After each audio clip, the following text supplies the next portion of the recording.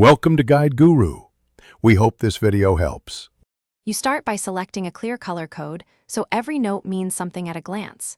Once you have 3 pad sizes and a fine-tip pen, tier one note and write a single, specific prompt.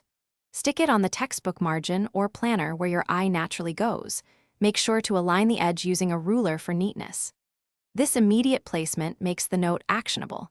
You reduce friction between intention and review, and you build a visible study scaffold. Once the first notes are placed, you expand into organized clusters by topic and urgency. Write only one short cue per note, question, formula, or mnemonic, so recall is fast under pressure.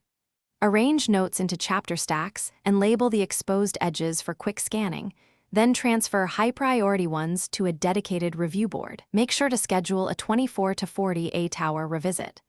Moving notes through review stages, you finish by consolidating repeated sticky notes into durable study tools like flashcards or a one-page summary, which frees space and strengthens retention.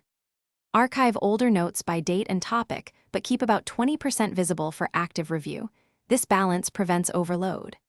If a note stops triggering recall, rephrase it into a precise prompt or add context.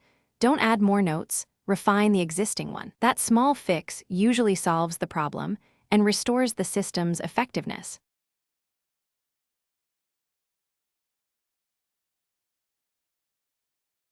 Thanks for watching. Consider subscribing if we helped you today.